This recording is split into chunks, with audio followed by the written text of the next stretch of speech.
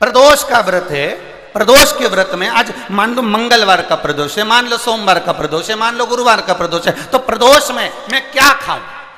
आज के व्रत में क्या खाया जाए? लोग नेट पर सर्च करते हैं, लोग गूगल पर सर्च करते हैं, किताबों में ढूंढते हैं, पोथी पुराणों में ढूंढते हैं, क्या खाया जाए?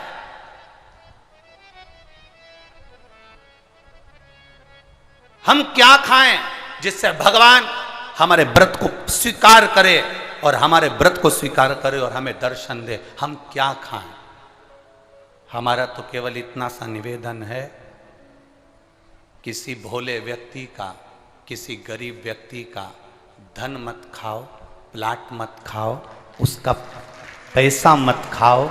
अगर तुमने उसका प्लाट नहीं खाया, उसका पैसा नहीं खाया, उस गरीब व्यक्ति का, उस भोले व्यक्ति को तुमने धोखा देकर कुछ अगर खा लिया तो समझ लो कि भगवान तुम्हें माफ नहीं करेगा। तुम कुछ खाओ चाहे मत खाओ, पर किसी सीधे, किसी भोले और किसी गरीब व्यक्ति का हक मत खाओ, तुम्हें व्रत का फल मिल जाए,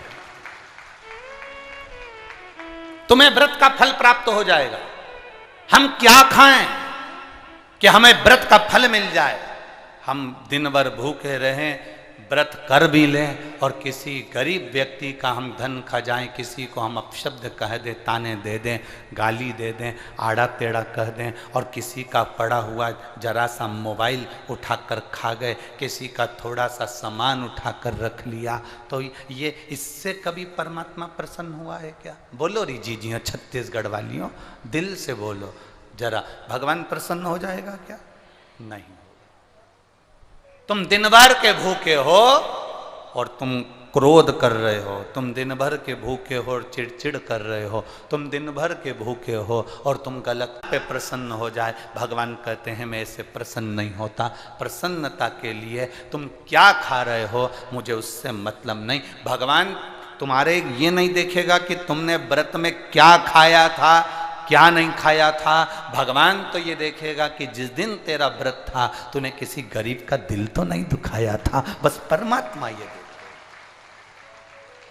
भगवान केवल इतना देखेगा कि तुमने, भगवान ये नहीं देखेगा कि सावन महीने में जो एकादशी पड़ी थी उसमें इसने क्या खाया था, हिसाब लगाओ क्या क्या खाया था। तो तुम्हारा हिसाब थोड़ी ना लगाया जाएगा कि साबूदाने की खिचड़ी खाई थी, कि बगर खाया था, कि पूड़ी खाई थी, कि वेपर्स खाया था, कि तुमने ये खाया, कि खीर बना के खाई। भगवान ये हिसाब नहीं देखेगा। भगवान ये देखेगा कि इसकी एकादशी का व्रत था, इसका प्रदोष का व्रत था, इसका सोमवार का व्रत था, इसका शिवरात्रि का व्रत था, इसका सोमवार की अष्टमी का व्रत था, इसने किसी का दिल दुखाया था कि नहीं दुखाया जा।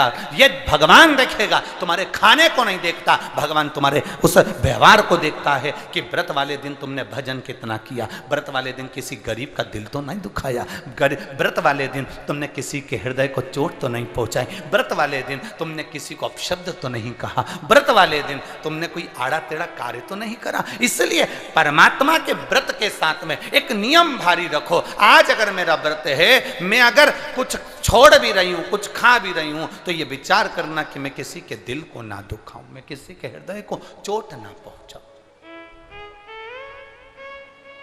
मैं किसी के चित्त को कोई चोट ना दूं। मरने के बाद कितने लोगों को भोजन कराया ये मायना नहीं रखता। मरने के बाद तुम कितने लोगों को भोजन कराए ये मायना नहीं रखता। मायना ये रखता है कि तुम जिंदा जी कितने लोगों को भोजन कराए, वो जरूरी है। तुम्हारे गांव में शिव महापुराण की कथा हुई, बालोद में शिव महापुराण की कथा हुई, सावन का महीना, 5 दिन की शिव पुराण की कथा मिली, 5 दिन की शिव महापुराण की कथा मिली। तुम्हें धन्यवाद देना चाहिए। ये जितने भी यजमान परिवार हैं, इन सभी यजमानों को हम तो देखो इस व्यासपीठ से केवल ये कामना कर सकते हैं। हम ये जानते हैं 5 यजमान, 10 यजमान, 20 यजमान, 25 यजमान, 30 यजमान, 35 यजमान, 40 यजमान, 50 यजमान, जितने भी यजमान हैं, हमारी जिह्वा पर उनका भले नाम ना आए, पर इतना याद रखना कि तुम वो यजमान हो जिसको शंकर भगवान ने पसंद कर रखा है, उसको पसंद, वो महादेव ने तुमको पसंद कर कर रखा है। कोई कोई सोने की रकम ऐसी होती है जो किसी को दिखाई नहीं देती, कोई कोई सोने की रकम ऐसी होती है जो किसी को दिखाई नहीं जाती। उसमें ये यजमान जितने भी बने हुए हैं, आप वो हीरा हो, वो सोना हो, भगवान को धन्यवाद देना कि ये 5 दिन की कथा के हमें यजमान पद मिले।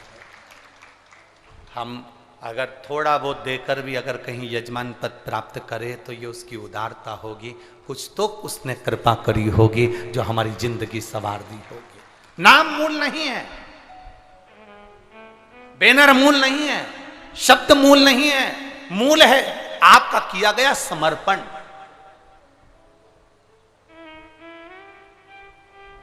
मूल है आपका किया गया भजन।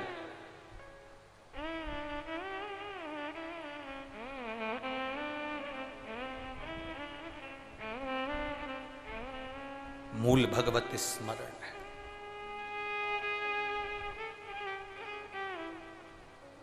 व्यवस्थाएं बहुत बड़ी होती है साहब, ये टेंट, ये पंडाल, इतने लोगों का भोजन व्यवस्था, रुकने वालों की, इतना जरा विचार करिएगा।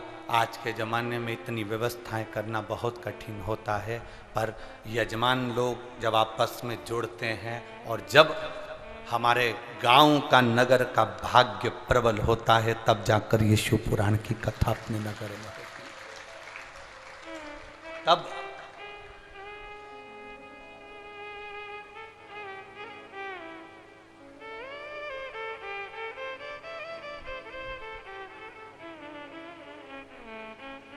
भक्ति के बल को बढ़ाना है, अपने विश्वास को दृढ़ बनाना है।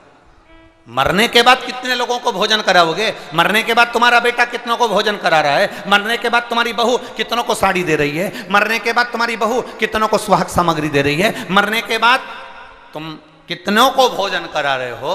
वो जरूरी नहीं, जरूरी ये है कि तुम जीते जी, तुम्हारे नगर में बालोद में जब कथा हुई तो क्या तुम्हारे घर में 2 किलो आटे की पूड़ी और सब्जी बनकर इस बालोद में आने वाले शंकर के भक्त को तुमने अगर मुंह झूठा कराया, जो जीते जी करा दिया, तो फिर मरने के बाद की जरूरत ही नहीं। आपने कितनों को पानी पिलाया, आपने कितनों को बिस्कुट खिलाया, आपने कितनों को भोजन कराया? जरूरी वो है। ये शिव महापुराण की कथा एक तत्व प्रदान करती है, एक शिव महापुराण की कथा एक आनंदता प्रदान करती है। आज पूरे बालोद में ये आनंद है कि ऐसा लग रहा है जैसे कि कोई दिवाली आ गई हो, कोई दशहरा हो, कोई आनंद हो। हमारे नगर में एक खुशियां अपने आप समाहित हो जाती हैं। नहीं तो आज के जमाने में तो त्योहार भी फीके हो गए साहब। आज के जमाने में त्योहार भी फीके हो गए। इतना फीका कर दिया विरोधियों ने, इतना फीका कर दिया विधर्मियों ने कि जब देखो जब त्योहार आता है और ये अपनी चाल चलना प्रारंभ कर देते हैं। मावा नकली है, दूध नकली है, मावा नकली है, दूध नकली है, और इनकी निगाह में वो चॉकलेट असली है। घर के पकवान नकली, घर का भोजन नकली, भारत की भूमि पर बनने वाला पकवान, गुलाब जामुन, इमरती, भजिया, पकोड़ा, खोपरा पाक, अपने घर में बनने वाला गुजिया, पपड़िया, सब नकली है। बस बाजार जाओ, रक्षाबंधन का त्योहार है, एक टॉफी भाई बहन को, बहन भाई को दे दे, और इसको त्योहार कहते हो? त्योहार वो होता है जो घर की माँ घर में मिठाई बनाए और बच्चों को खिलाए, उसको त्योहार कहते हैं। फीका कर दिया त्योहारों को। जो भी त्योहार आते हैं या तो 2 हो जाएंगे, 3 हो जाएंगे, या फिर इतने छोटे हो जाएंगे कि उसमें आप विचार करते रहोगे कि मैं कल मनाऊं कि परसों मनाऊं। बस इसी विचार में पड़ते रहेंगे। और हमारा सनातन धर्म का जो हमारा एक आनंद है, हमारे जीवन का जो सुख है, त्यौहार का जो उत्साह है, त्यौहार का जन्माष्टमी आती थी पहले, लोग ऐसी जन्माष्टमी मनाते थे। रामनवमी आती थी पहले, रामनवमी मनाते थे। रक्षाबंधन आता था पहले, रक्षाबंधन खुशियों से मनाते थे। जब होली आती थी, होली खुशियों से मनाते थे। दिवाली आती थी, दिवाली खुशियों से मनाते थे। संक्रांति आती थी, संक्रांति खुशियों से मनाते थे। जितने त्योहार आते थे एक आता था और उसमें उत्साह, उमंगता, आनंदता होती थी। आज के जमाने में इतना इतना बांट दिया, इतना इतना बांट दिया कि त्योहार को भी 2-4 कर दिए तो लोग विचार में पड़े रहते हैं। अब करें तो करें क्या, अब विचार करें तो करें क्या। टॉफियों को इतना जरूरी बता दिया कि घर में मेरी माताओं के हाथ की बनी हुई गुलाब जामुन, खोपरा पाक, गुजिया और पपड़िया कोने में पड़ा रहता है और वो टॉफी एक मूल हो जाती है, एक चॉकलेट मूल हो जाती है। और हम समझ नहीं पा रहे विधर्मियों को, हम सोच नहीं पा रहे कि हमारे सनातन धर्म पर कुठार प्रहार है ये, हमारे सनातन धर्म को नष्ट करने का प्रहार है ये। त्योहारों पर कौन सा एक, किसी ने बता दिया कौन से शास्त्र, कौन से वेद और कौन से पुराण में लिखा है कि त्योहार पर बहन भाई को तिलक लगाए तो टॉफी खिलाए, चॉकलेट दे। यह हमारा सभ्यता, हमारी संस्कृति और हमारा संस्कार नहीं है। यहां तो यह नियम है, बहन भाई को जब राखी बांधे तो बांधने पर उसने अपनी माँ से जो मिठाई बनाई हो वो थाली में रखी हो और बहन भाई को और भाई बहन को खिलाए तो माता पिता का आशीर्वाद उसके शरीर में पहुंच जाए, उसके जीवन में पहुंच जाए। हम किन ओर जा रहे हैं? और हम चिल्ला चिल्ला कर कह रहे हैं धर्म की अधर्म का, प्राणियों में विश्व का हो गया। सीधी बात। हम जा कहां रहे हैं? हम किस पथ की ओर, हम किस मार्ग की ओर जा रहे हैं?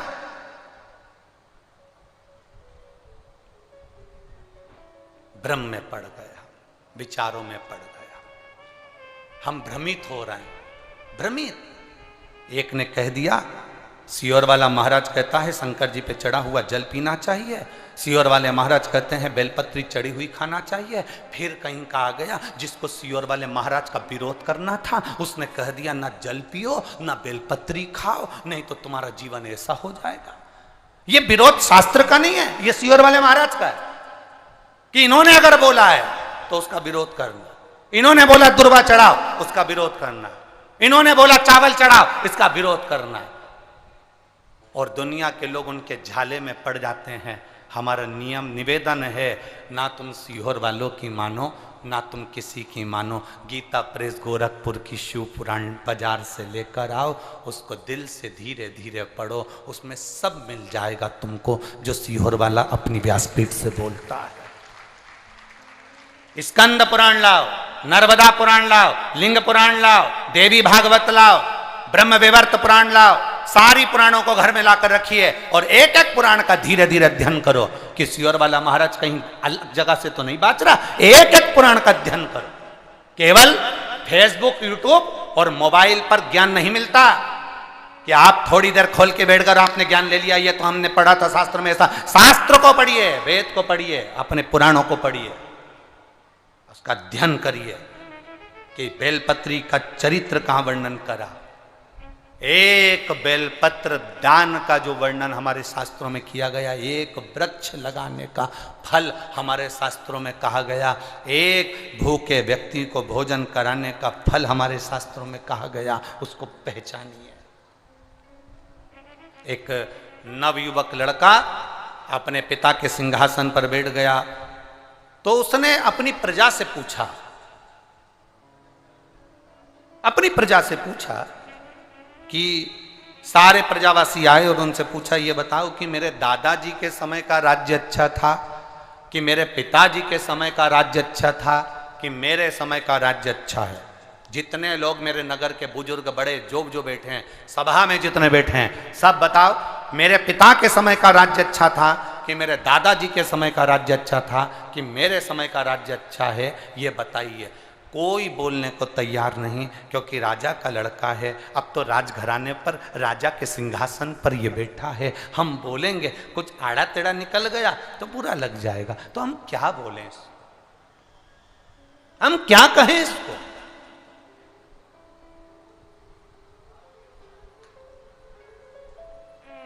हम क्या वर्णन करें इसको? नहीं बोला। क्या बखान करें हम इसको? कोई नहीं बोला। तब एक बुजुर्ग, एक बूढ़ा सा व्यक्ति बोला, महाराज मैं कहना चाहता हूं। राजा ने कहा खुशी खुशी बोलिए। हमारे दादा के समय का राज्य अच्छा था, हमारे पिताजी के समय का राज्य अच्छा था कि हमारे समय का राज्य अच्छा है, बताओ। इतने में बूढ़ा व्यक्ति बोला, मैं ये तो नहीं बता सकता पर इतना जरूर बता सकता हूं, जब हम बाल्यावस्था में थे, आपके दादाजी का जब राज्य चल रहा था, उस समय पर मेरे जीवन में घटना घटी। क्या घटना घटी? घटना ये घटी कि एक बार मैं लकड़ी काटने जंगल में गया, जंगल से लौट रहा था तो एक सुंदर अबला स्त्री रो रही थी। एक सुंदर अबला स्त्री एक जंगल में रो रही है। सुंदर अबला स्त्री जब जंगल में रो रही थी, तब मैं उस स्त्री के पास गया। मैंने कहा क्या बात है, आप क्यों रो रही हो? कहा मेरी विदाई कराकर मेरे ससुराल वाले मुझे लेकर जा रहे थे, डाकुओं ने आक्रमण कर दिया, परिवार के लोगों को ना जाने कहाँ फेंक दिया। मैं उनसे बचकर, क्योंकि मेरे शरीर पर कीमती जेवर हैं, इसलिए मैं उनसे छुपती हुई यहाँ आकर पेड़ के नीचे बैठ गई। क्या आप मुझे मेरे ससुराल पहुंचा दोगे? क्या आप मुझे मेरे ससुराल पहुंचा दोगे? क्यों नहीं? कौन सा गांव है तुम्हारा? मेरा वाला गांव है। इतने में उस व्यक्ति ने कहा कि मैंने देखा है तुम्हारा गांव, चलो तुम्हारे ससुर का नाम क्या है ये, चलो मैं तुम्हारे घर पहुंचा दूंगा, वो तो मैं पहचानता हूं, चलो। उस अबला स्त्री को लेकर, वो बूढ़ा व्यक्ति कह रहा है, मैं उस अबला स्त्री को लेकर उसके घर पहुंच गया। मैंने सारा चरित्र सुनाया। उसका ससुर इतना खुश हुआ। मेरी बहू के तन पर जेवर हीरे का था, पूरा शरीर कम से कम लाखों का था उसके तन पर जेवर, और तुम मेरी बहू को यहाँ तक लेकर आए हो। मैं तुम्हें ये 15,000 का इनाम देना चाहता हूँ, 15,000 सोने की मोहरें देना चाहता हूँ। और उस व्यक्ति ने कहा कि मैंने वो सोने की मोहरें नहीं ली, 15,000 नहीं लिया। महाराज मैं वापिस आ गया अपने नगर में। दादाजी चले गए, तुम्हारे पिताजी का राज्य आ गया, समय बीता, मैं जवान हो गया। तब मैंने विचार करा कितना दुख का जीवन जी रहा हूं आज मैं, कितनी तकलीफ की जिंदगी जी रहा हूं मैं आज, और इतनी तकलीफ की जिंदगी मेरी जी रही हूं, इतना तकलीफ की जिंदगी में जी रहा हूं। अरे उस समय मौका मिला था मेरे को, अबला स्त्री मिली थी, अबला स्त्री मिली थी, उसके शरीर का जेवर ले लेता और वह 15,000 सोने की मोहरें ले लेता, तो आज मैं खुश होकर जिंदगी जीता।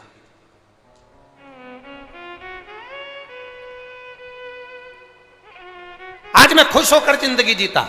उसके शरीर पर इतना महंगा जेवर था, सब छोड़ा लेता, कौन देख रहा था मुझे, और मैं सोने की मोहरें भी ले लेता। महाराज आज मैं आपके राज्यपाट में हूं, आज मेरे मन में इतना दुख होता है क्योंकि मेरे पास कुछ नहीं है। मेरे मन में आया कि उस अबला स्त्री को भी मैं अपना बना लेता और अपनी पत्नी बनाकर रख लेता। सुंदर बहुत थी, युवान थी, और पैसा भी पूरा ले लेता और जेवर भी पूरा ले लेता। महाराज आज मैं करोड़ों में खेल रहा होता। तो इतने में राजा के लड़के ने पूछा, तुम हमें कहना क्या चाहते हो? बस बूढ़े व्यक्ति ने कहा, मैंने दादाजी का राज्य बता दिया, पिताजी का राज्य बता दिया, आपका राज्य बता दिया, अब इससे ज़्यादा कुछ नहीं कह सकता। राजा के लड़के के आंख से आंसू बहने लगा। मेरे पिताजी ने मुझसे कहा था, जस राजा तस प्रजा, जैसा राजा होता है वैसी प्रजा होती है। दादाजी अच्छे मन के थे, इसलिए उस समय तेरा मन अच्छा था। पिताजी थोड़ी लोभ प्रवृत्ति के थे, उस समय पर तेरे हृदय में लोभ आ गया, और आज मैं युवान स्त्रियों को देखकर उन्हें अपना बनाने का भाव रखता हूं, इसलिए तेरे मन में वो भाव आ गया। तूने तीनों का बल एक ही कहानी में बता दिया कि तीनों का राज्य कैसा है, तीनों का राज्य कैसा है। हमारी सोच, हमारी वृत्ति, हमारा भाव, हम हमारे घर में रह रहे हैं, हमारे घर के बुजुर्ग की सोच क्या है, हमारे घर में भोजन बनाने वाले की सोच क्या है, हमारे घर में रहने वाले का विचार क्या है, हमारे घर में, हमारे गांव में, हमारे नगर में जो रह रहा है। अच्छा, नगर का कोई अध्यक्ष है, गांव का कोई प्रतिनिधि है, गांव का कोई मूल व्यक्ति है, अगर वो ठीक है, उसका भजन ठीक है, उसकी कार्यशैली ठीक है, उसका स्मरण ठीक है, उसकी भक्ति ठीक है, तो आपको भक्ति में मन लगेगा। और जो व्यक्ति कहीं ना कहीं डामाडोल है, तो आपका भक्ति में मन नहीं लग सकता, आपका भजन में मन नहीं लग सकता।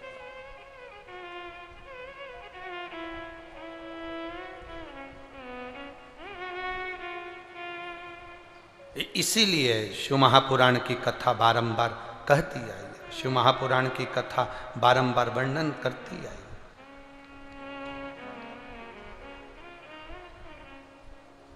भगवान शंकर की कथा वर्णन करती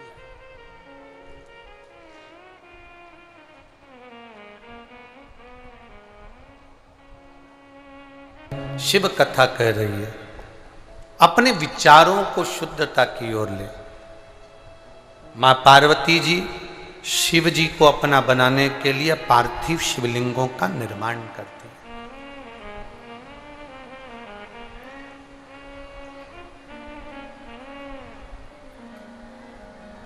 पीछे की आवाज खोलिए। मां पार्वती जी शिव जी को अपना बनाने के लिए पार्थिव शिवलिंग का पूजन कर रहे हैं, पार्थिव शिवलिंग का निर्माण कर रहे हैं। और पार्थिव शिवलिंग का निर्माण करना, पार्थिव शिवलिंग का पूजन करना सरल विषय नहीं है।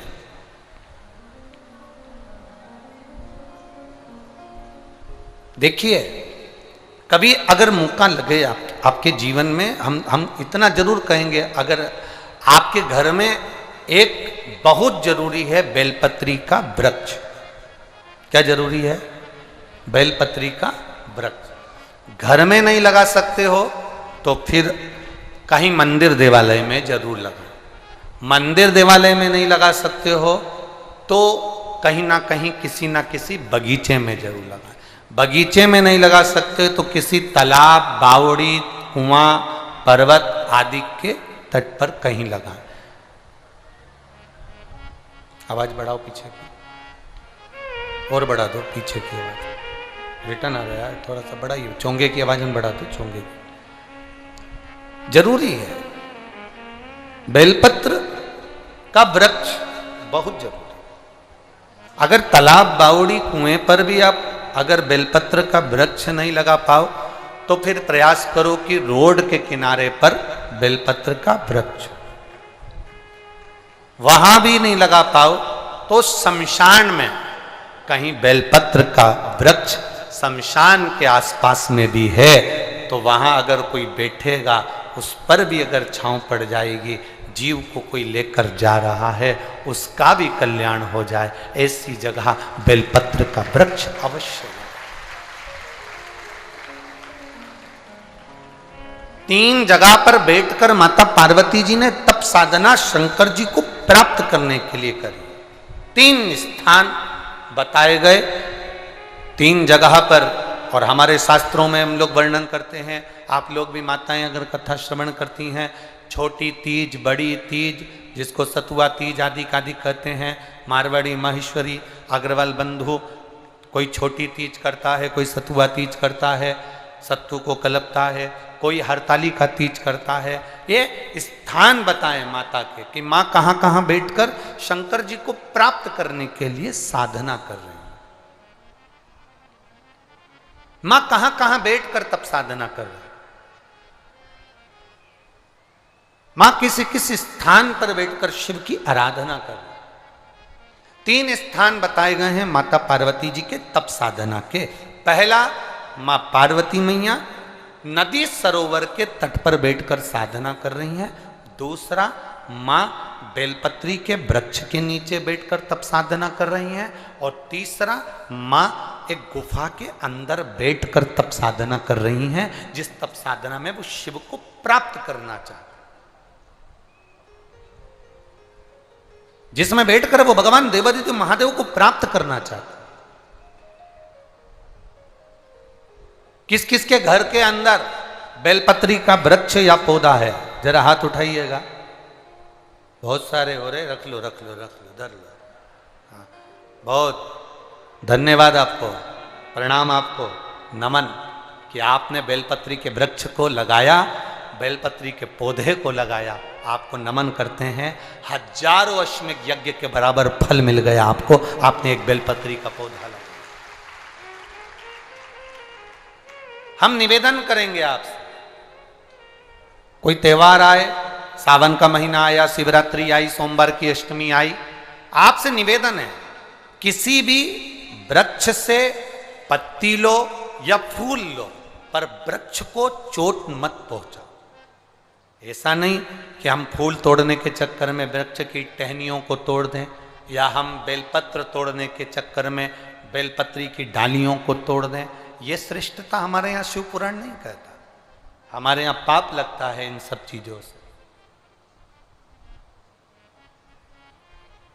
नहीं है आपके पास में बेलपत्र, शिव जी की चढ़ी हुई बेलपत्र उठा लो, धोकर अपनी थाली में रख लो और वही बेलपत्र बाबा को वापिस चढ़ा दो। मेरा ओघड़ दानी आपके उस बेलपत्र को स्वीकार कर लेगा, उसको दिक्कत नहीं है।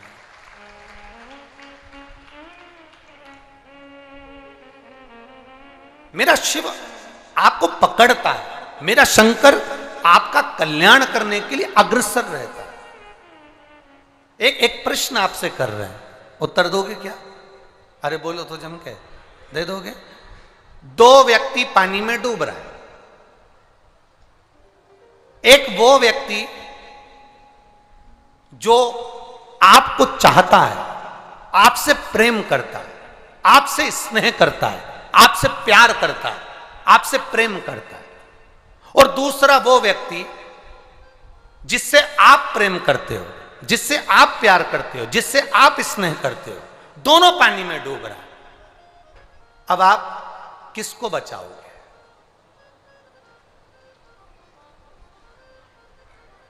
एक वो व्यक्ति जो आपसे प्यार करता है, आपसे प्रेम करता है, आपसे स्नेह करता है, वो पानी में डूब रहा है, और एक वो व्यक्ति जिसके लिए आप दिल लुटाते हो, प्रेम करते हो, प्यार करते हो, स्नेह करते हो, जिसके बिना आप रह नहीं सकते, वो पानी में डूब रहा। दोनों में से किसको बचाओगे? पहले नंबर का, 2 नंबर का, 2 नंबर, 2 नंबर, 2 नंबर। उधर से दादाजी बोल रहे हैं 1 नंबर का बिल्कुल सही है। बहुत बहुत साधुवाद। कहीं संत बाबा वो क्या? हाँ, संत बाबा। एक बार जोरदार ताली बजाओ, बिल्कुल सही निर्णय दिया। बहुत बहुत प्रणाम, साधुवाद, नमन। बिल्कुल सही निर्णय। एक वो व्यक्ति जो आपको चाहता है, आपको प्रेम करता है, आपको प्यार करता है, और दूसरे नंबर पर वो व्यक्ति जिससे आप प्यार करते हो, जिससे आप प्रेम करते हो, जिससे आप स्नेह करते हो, दोनों पानी में डूब रहे हैं। किसको बचाओगे? तो उसको बचाना जो तुमसे प्रेम करता है। क्यों? क्योंकि जो तुमसे प्रेम करता होगा वो तुम्हें कभी दुखी नहीं देख सकता। जो तुमसे प्रेम करता होगा वो तुम्हें दुखी नहीं देख सकता। जिससे तुम प्यार करते हो, भरोसा नहीं कि वो तुमसे स्नेह करता होगा और तुम्हें सुखी दे दे या तुम्हें सुख दे दे, वो भरोसा नहीं। मेरा भोलेनाथ पहले नंबर का है। वो जल चढ़ाने वाले से इतना प्रेम करता है कि अपने भक्त को वो डूबने नहीं देता, निकाल लेता है, निकाल लेता। वो चाह रहा है, स्नेह कर रहा है। शंभु शरणे पड़ी मांगू घड़ी रे घड़ी, दुख काटो दया करी दर्शन शंभु शरण पड़ी मांगू घड़ी रे घड़ी दुख काटो दया करी दर्शन। शिव तत्व कह रहा है, शिव से हम स्नेह करें, शिव हमसे स्नेह करे। जब वो प्रेम करता है, मेरा महादेव जब प्रेम करता है तो पूरा निभाता। एक पत्र आया यही प्रेम का,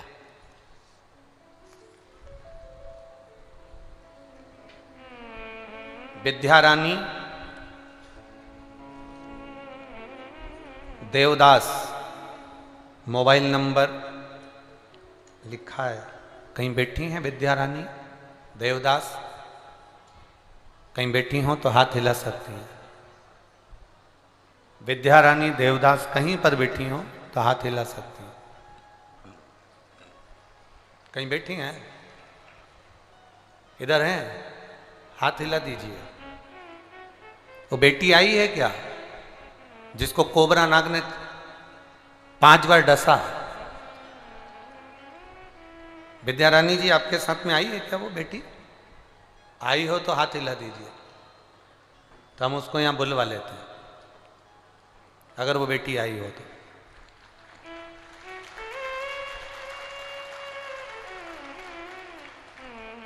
विद्या रानी देवदास, मोबाइल नंबर ये है गुरुजी। मैं बाबा देवाधिदेव महादेव का क्या वर्णन करूं। मेरी बेटी को एक जहरीला सांप जिसका नाम था कोबरा, उसने 5 बार 5 जगह पर डस लिया। गुरुदेव हम क्या वर्णन करें। डॉक्टर के यहां लेकर गए तो डॉक्टर ने जवाब दे दिया बच नहीं सकती। तड़फन थी, तकलीफ बढ़ गई, करें तो करें क्या। डॉक्टर अपना काम करने में लग गए। डॉक्टर ने एक पर्चे पर सिग्नेचर करवा लिया फॉर्म पर कि इसकी कोई जवाबदारी नहीं।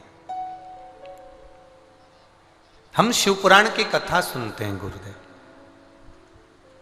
अब बेटी के फॉर्म पर सिग्नेचर हॉस्पिटल में कर दिया कि अब इसका कोई भरोसा तो है नहीं, ये जिए ना जिए कोई भरोसा नहीं इसका।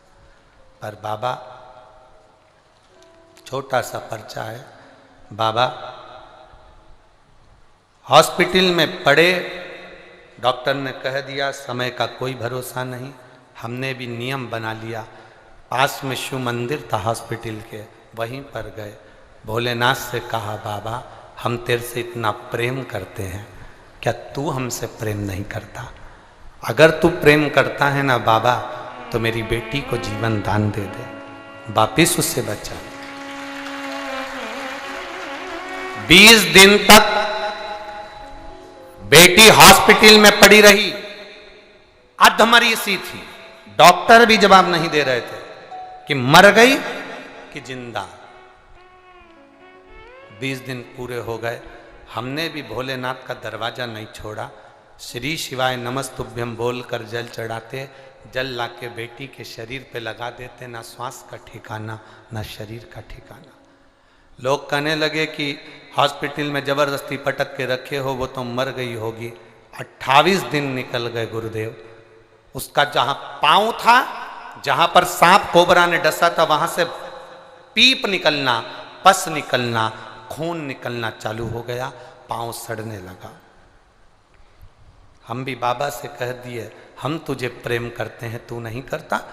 बाबा की एक बेलपत्र लाकर उसके सिराने रख देते, जल देना प्रारंभ करा।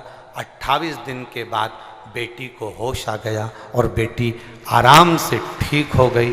और डॉक्टर कह रहे हैं ऐसा कभी नहीं हुआ कि जिस जगह पर सांप ने काटा हो वहां से पीप निकले और रक्त निकले। ऐसा लग रहा है जैसे कोई ऐसा है जो इसके पीप को और रक्त के माध्यम से जहां जहां सांप ने काटा था वहां से ऐसा लग रहा है कि कोई पूरे जहर को खींचकर बाहर पटक रहा है। और बाबा की कृपा से मेरी बेटी ठीक हो गई। ये शिव तत्व योग घड़ी है। बेटी आई है क्या? ये पत्र जिसमें लिखा विद्यारानी देवदास की बेटी अगर आई हो तो आ सकती है, हाथ हिला देना अगर कहीं हो तो आ सकती। शिव तत्व है ओ घड़ी, आप ही हैं बेटा, यही बेटी है। आजा आजा, गोदी से लेकर उसको इधर कर दो, गोदी में से लेकर कर दो। ये नहीं है, अच्छा अच्छा ठीक ठीक।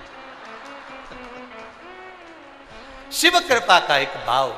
एक पत्र और बड़ा सुंदर लिखा है, देखिए एक पत्र की ओर बड़ी बड़ी सुंदर बात लिखी। देख, निधि शर्मा, चापा जांजगीर छत्तीसगढ़ से हूं, कहीं बैठी हो तो हाथ हिला सकती हैं। निधि शर्मा, चापा जांजगीर छत्तीसगढ़ से हूं, कहीं बैठी हो तो हाथ हिला सकती हैं। निधि शर्मा, गुरुदेव भोलेनाथ की महिमा का मैं क्या वर्णन करूं। मेरे भैया अकेले घर में कमाने वाले, हमारे पास में घर भी नहीं था। भोलेनाथ पर हम पूर्ण भरोसा करते हैं गुरुदेव। क्या कहें, बीएससी बीएड करने के बाद हमने शिक्षक पद के लिए बहुत अप्लाई करा, पर गुरुदेव कोई फर्क नहीं पड़ा। 3 बार परीक्षा दिलाई, कोई फर्क नहीं पड़ा। किसी ने कहा यहीं तिल्दा नेवरा में कथा चल रही है, सियोर वाला महाराज आया है, शिव पुराण चल रही है, एक दिन पंडाल में बैठकर जो बोला जाए बाबा सुनता है। हम भी ये आस लेकर तिल्दा नेवरा की कथा में आ गए। अपनी मम्मी और पूरे परिवार के साथ हमने कथा सुनी, बाबा से प्रार्थना करी। आप कहते हो भूमि की रज को मस्तक चढ़ा कर जाना, हमने वो भी करा और बाबा से बस इतना ही कहा, बाबा कुछ ऐसी कृपा कर दो। एग्ज़ाम तो मैंने पुराने में बहुत दिए हैं पर उसका कोई रिजल्ट नहीं, ऐसी कृपा करो बाबा कि मेरा जॉब लग जाए। बाबा की कृपा से 8 अगस्त को हम बाबा की करुणा का क्या गुणगान करें गुरुदेव। बाबा ने ऐसी कृपा कर दी कि 8 अगस्त को हमें टीचर का सिलेक्शन हो गया और बाबा की करुणा से हम टीचर बन गए। ये शिव तत्व है, ये वो घड़ी है, ये दयालु है, ये दाता है। तेरी कृपा बिना न हिले एक भी, लेते हैं श्वास तेरी कृपा से तनु तनु। आप रखो अपने भीतर परमात्मा की अविरल भक्ति को, अविरल श्रद्धा को, विश्वास को दृढ़ बनाने का कार्य करिए। एक भरोसा पक्का रखिए, एक दृढ़ता पक्की रखिए, वो डूबने नहीं देगा। अरे कृपा की ना हो जो आदत तुम्हारी, तो सुनी ही रे अदालत तुम्हारी। गरीबों के दिल में जो जगह तुम न पाते, तो किस दिल में होती इबादत तुम्हारी। आपका भजन बढ़े, भक्ति बढ़े, विश्वास बढ़े। मां पार्वती जी 3 स्थान पर बैठकर शिवलिंग का निर्माण कर रही हैं। पहला जलाशय के पास, दूसरा बेलपत्र के वृक्ष के नीचे और तीसरा गुफा के अंदर प्रवेश कर पार्थिव शिवलिंग का निर्माण कर। पार्थिव शिवलिंग बनाओ, आप भी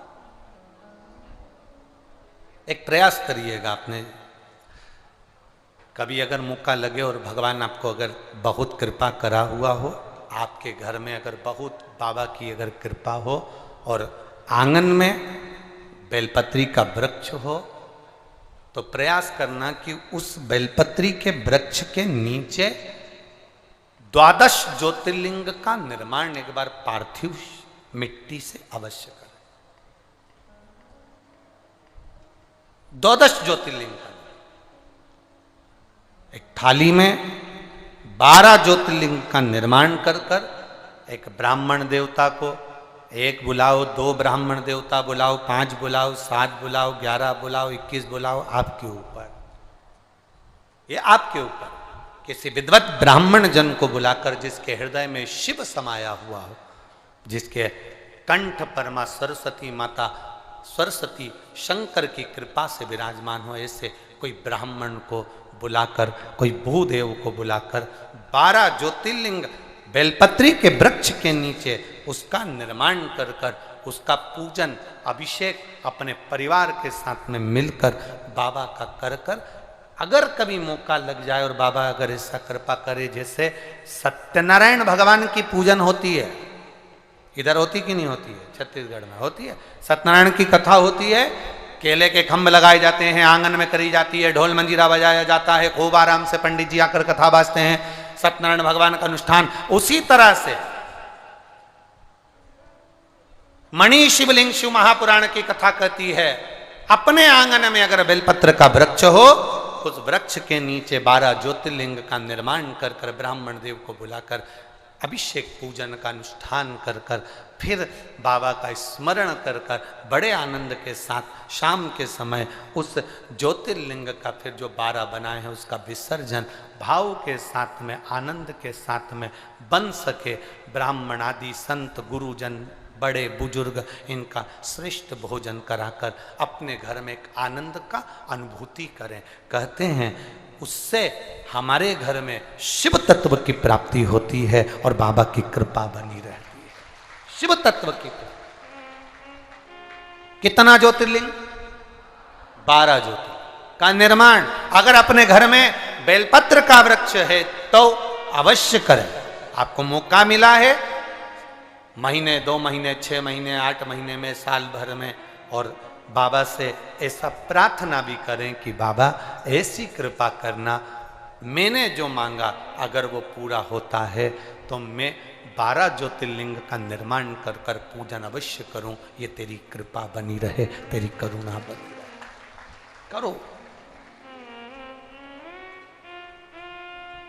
एक अविरल भक्ति के साथ, एक विश्वास और दृढ़ता के साथ शिव कथा कह रहे। अपने भीतर जब निर्मल भक्ति होगी, अपने भीतर जब विश्वास दृढ़ होगा, आनंद होगा,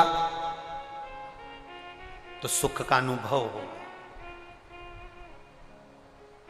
आज एक बड़ा सुंदर किसी ने एक मैसेज ऑफिस में भेजा, सीहोर, उनने लिखकर भेजा कि गुरुजी से पूछना कि गुरुजी जो बोलते हैं और शिव पुराण में से और लोग उसको करते हैं फॉलो, उसको सुनते हैं और घर में जाकर वो नियम भी धारण करते हैं और उनका कार्य भी पूरा हो जाता है, आखिर ऐसा क्यों होता है? तो हम उनसे ये कहना चाहेंगे, जिसने पत्र भेजा, जिसने मैसेज भेजा, उनसे कहना चाहेंगे, जब आप एक छोटा सा प्लाट खरीदते हो तो उसका बयाना देते हो, बोलो देते हो कि नहीं देते? बयाना देते हो तो उसकी लिखा पढ़ी एक ऐसा कागज रहता है, स्टाम्प, सही है, 50 रुपए का, 100 रुपए का, 200 रुपए का, 1000 रुपए का स्टाम्प पर उसकी लिखा पढ़ी होती है। क्यों होती है? तुमने प्लाट लिया, 10 लाख दिए, 5 लाख दिए, 2 लाख रुपए दिए, एक 100 रुपए के कागज पर, 50 रुपए के कागज पर तुमने लिखा पढ़ी करी। लिखा पढ़ी क्यों करी? उसका कारण केवल ये है कि मुझे खुद को चैन की नींद आ जाए कि मेरे पास लिखा पढ़ी है, मैंने जो पैसा दिया वो सही जगह दिया, मतलब कभी भी ये कागज मेरे काम आ सकता है। जिस कागज को लेकर मैं अदालत में जाकर खड़ा हो जाऊं तो मुझे मेरा प्लाट मिलेगा, मुझे मेरी जमीन मिलेगी, मैंने जो 2 लाख 5 लाख रुपए दिए हैं वो मुझे प्राप्त होंगे। बोलो सही है? अरे बोलो तो जम के। इसीलिए लिखा पढ़ी एक कागज पे कराते हो। जरा विचार करना, एक कागज की लिखा पढ़ी तुमने करवा ली तो तुम्हें टेंशन नहीं रहा, तुम्हें चिंता नहीं रही और तुम उस कागज के भरोसे हो गए। उसी तरह जो शिव पुराण की कथा में आता है, शंकर जी की लिखी हुई, व्यास जी की लिखी हुई इस बात पर तुम्हें भरोसा हो जाता है तो भगवान भी आकर उस भरोसे को पूरा कर कर जाए। 100 के स्टाम्प पर तुम्हारा विश्वास है, 50 के स्टाम्प पर तुम्हारा विश्वास है, तो हमारा भी विश्वास। और ये शिव भक्त जितने कथा सुन रहे हैं आस्था चैनल पर, फेसबुक, यूट्यूब पर, जितने इस बालोद नगर में कथा सुन रहे हैं, इनका भी विश्वास शंकर जी के प्रति है कि वो मरने नहीं देगा, वो तड़पने नहीं देगा, वो कष्ट नहीं देगा। किरण सिन्हा, जिला बालोद, छत्तीसगढ़ की रहने वाली हूं। किरण सिन्हा, जिला बालोद, छत्तीसगढ़ की निवासी हूं गुरुदेव। मैं बाबा की कथा का क्या गुणगान करूं गुरुदेव। हम सब बालोदवासी भाग्यशाली हैं, अपने आप को हम भाग्यशाली महसूस कर रहे हैं गुरुदेव। आज तक किसी पंडाल में जाकर कथा नहीं सुनी, बस टीवी के सामने बैठकर एक बार प्रार्थना करी थी कि मेरी पढ़ाई पूरी हो गई बाबा, अगर तू सच्चा है और तेरी कथा सच्ची है तो मेरा कहीं ना कहीं सरकारी जॉब लग जाए। मैं बाबा से बस प्रार्थना, टीवी के सामने आसन बिछाती थी, बैठ जाती थी, बाबा की कथा सुनती थी। पर गुरुजी आपसे कंप्लेंट भी है। क्या रह गया था? कंप्लेंट ये है कि आप कथा पूरी करते हो पर हम इतने दिल से कथा सुनने बैठते हैं पर आरती अधूरी छोड़ देते हो।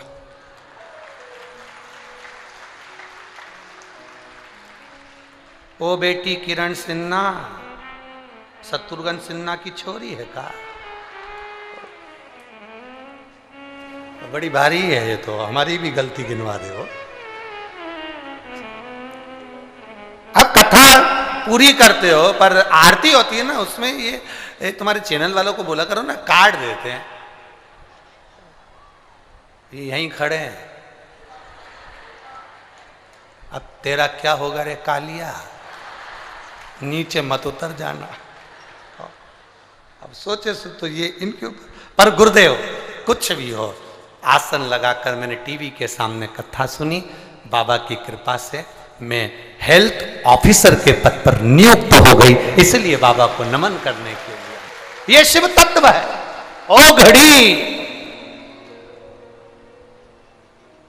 ये उसकी कृपा, ये उसकी दया है। और जी किरण सिन्हा, बालोद, छत्तीसगढ़ से हम पूरा प्रयास करेंगे कि आरती पूरी हो। हम भी पूरा प्रयास करेंगे। आप बोले हो, हमारा प्रयास रहेगा कि आशीष को भी हम कहेंगे कि ऐसा करे सो तो कथा 5-1 मिनट पहले छोड़कर आरती पूरी दिखा दी जाए हो। तो प्रयास हम भी करेंगे, पर कथा चलते चलते चलते चलते कभी कभी स्मरण नहीं रह पाता तो समय इतना कम पड़ जाता। वो तो तुम्हारे चक्कर में और कथा को टीवी पर इतने लोग सुनते हैं ना, अधूरी कथा ना रह जाए इसलिए उसको उस समय तक विराम कर देते, नहीं तो कथा और लंबी भी चल जाए, उसका कोई ठिकाना नहीं मारा। तो प्रयास पूरा करेंगे, प्रयास में। बोल बम का नारा है,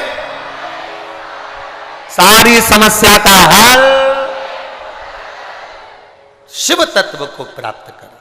पार्वती जी, आप भी नियम बना लो, बाबा से प्रार्थना कर कर जाना, बाबा ऐसी कृपा करना, ऐसी दया करना कि खाली न जाता कोई दर से तुम्हारे। मैं भी खड़ा हूँ नंदी बाहें पसारे, अपने हृदय लगा लो गिरा जा रहा हूँ, उठा लो। बाबा से प्रार्थना करना। पार्वती जी ने बेलपत्री के वृक्ष के नीचे शिवलिंग का निर्माण करा, उसका पूजन किया। पार्वती जी इतने शिवलिंग का निर्माण करी, इतने शिवलिंग का निर्माण करी, धीरे धीरे माता थाली में एक पीठिका बनाती हैं, शिवलिंग बनाती हैं, उसकी पूजन करती हैं। उसके आसपास में कोई पीठिका नहीं बनाई, केवल शिवलिंग बना बनाकर रखती गई, रखती गई, रखती गई। हमारे यहाँ जब हम सहस्त्र शिवलिंग का निर्माण करते हैं जब हम हजारों शिवलिंग का निर्माण करते हैं, जब हम लाखों शिवलिंग का निर्माण करते हैं, तो बीच में थाली में एक पीठिका बनती, पीठिका जो जलाधारी हम बनाते हैं वो एक बन गई, शिवलिंग बन गया। उसके बाद में हम जितने भी शिवलिंग बनाते हैं उसमें ये पीठिका नहीं बनाकर केवल शिवलिंग शिवलिंग शिवलिंग शिवलिंग गोल गोल आकृति कर कर बनाकर रख देते हैं। उसकी पूजन मां पार्वती जी कर रही हैं, जिसका नाम है मणिलिंग। इसको हमारे यहाँ पर मणिलिंग कहा गया, जो रखकर पूजन करी जाती। इसमें पीठिका नहीं थी, इसमें पीठिका नहीं दिख रही।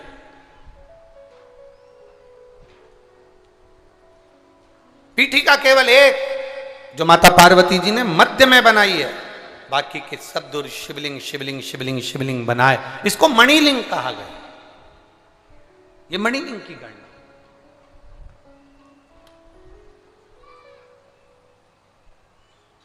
कभी प्रयास करिएगा, आप अपने हिसाब से, अपने मन से, अपने भावों में प्रयास करिए।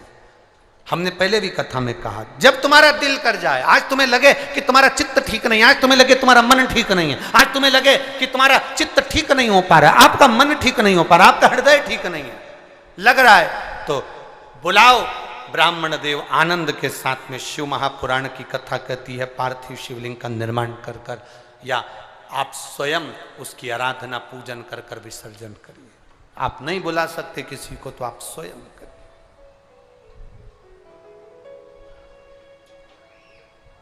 तीन जगह पर मां पार्वती मैया बैठी है, तीन जगह पर।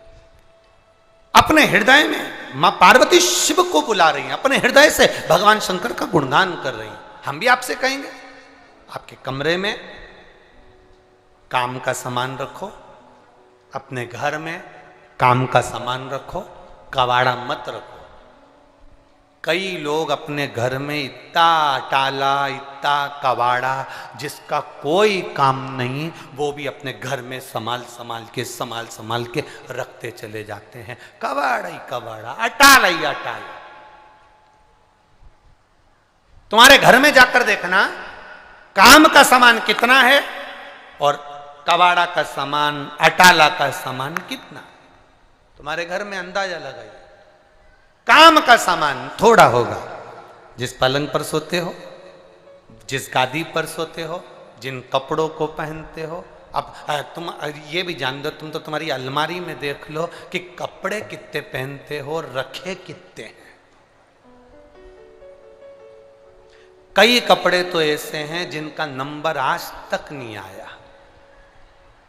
कपड़े भी कई बार गिरते हैं अलमारी में से और कहते हैं कब पहनेगी कमला। कपड़े भी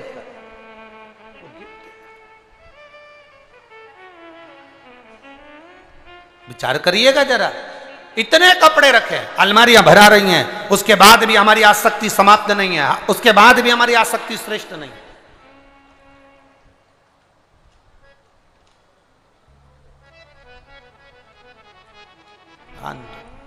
कबाड़ा ही कबाड़ा, कबाड़ा ही कबाड़ा, सब इकट्ठा हो गया। कितने कितने वो आखिरी में दिवाली के टाइम पर कबाड़े वाला भी आ जाता है, चिल्ला चिल्ला कर कहता है लोहा लंगड़ लिया, जूना पुराना, क्या बोलते हैं, जूना पुराना कबाड़ा लिया। वो भी आवाज लगाता है।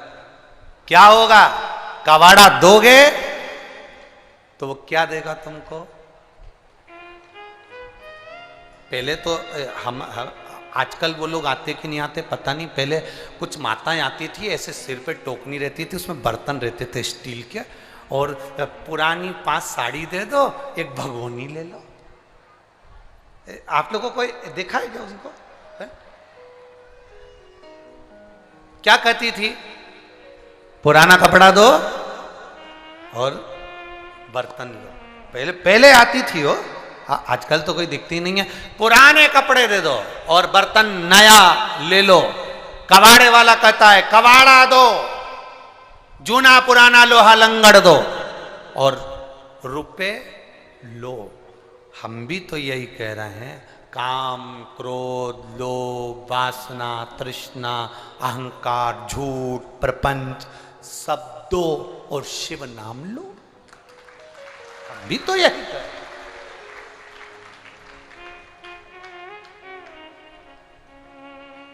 वो भी चिल्लाता है, आवाज लगाता है, लोहा लंगड़ लिया, जूना पुराना लोहा लिया। हम भी तो यही कह रहे हैं, जो अहंकार में डूबा है उसे लिया, जो काम में डूबा, वासना में डूबा, आसक्ति में डूबा, तृष्णा में डूबा, लोभ में डूबा, कहीं ना कहीं गलत विचारों में जो डूबा है, उसको शिव महापुराण में लियाओ। बस कवाड़ा यहां रख लेंगे और उसका हृदय नई भगोनी की तरह 5 पुरानी साड़ी देगा। 5 पुरानी साड़ी,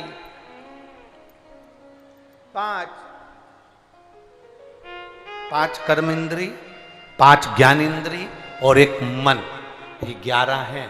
इसमें से 5 पुरानी साड़ी दे देगा और एक नया भगोना उसको मिल जाएगा। नई भगोनी जो शिव पुराण में आता है वो एकदम नया बनकर जाता है, जैसे आज ही उसका जन्म हुआ।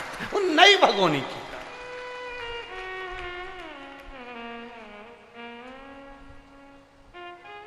नया क्यों ये जो फ्रीज होता है ना, उस फ्रीज में हम जो रखते हैं वो ताजा बना रहे इसलिए रखते हैं, सड़े नहीं। फ्रीज में रख दो, सड़ेगा नहीं। रख दो फ्रीज में, सड़ेगा नहीं।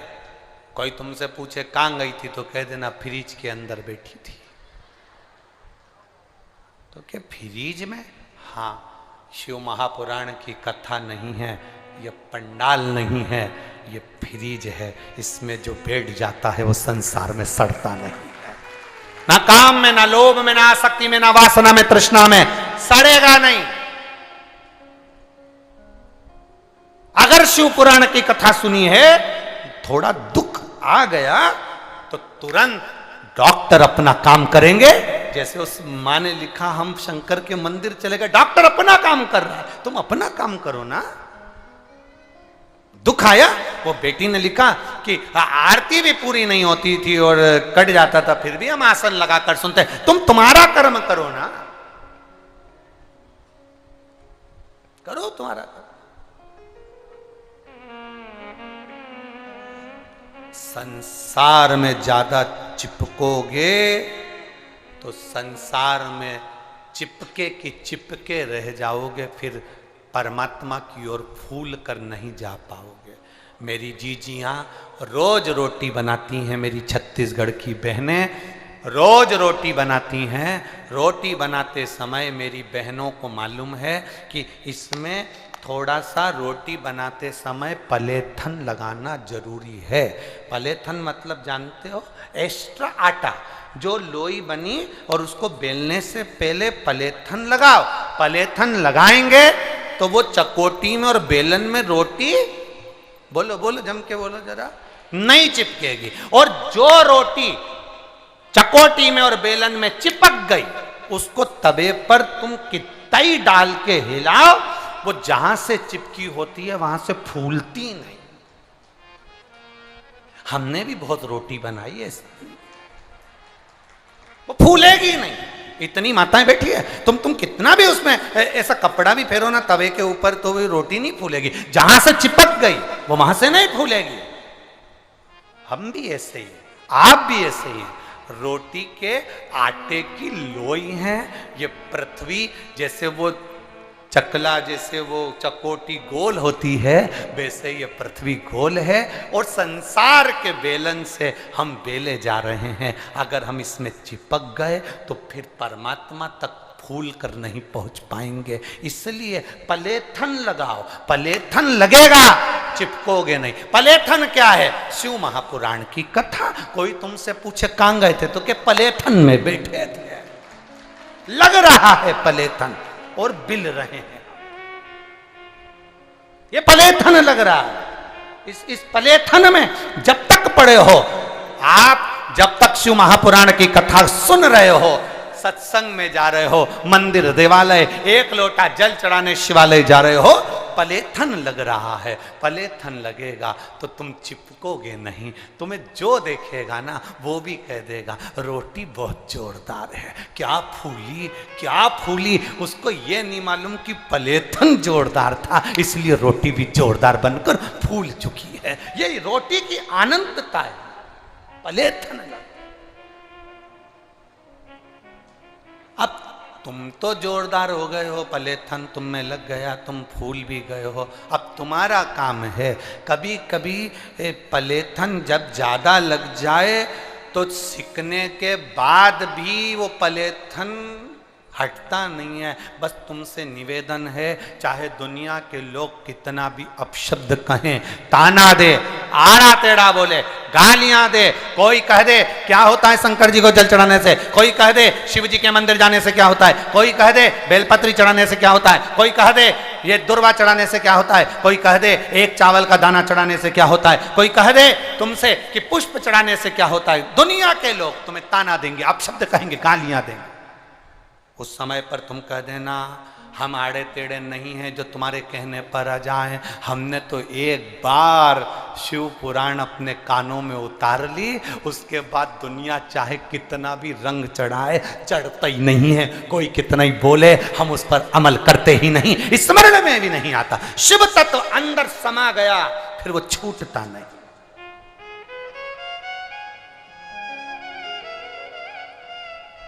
कहां से छूटे, कैसे छूटे?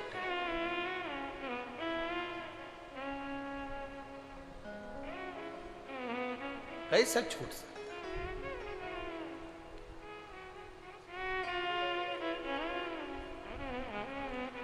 महाराज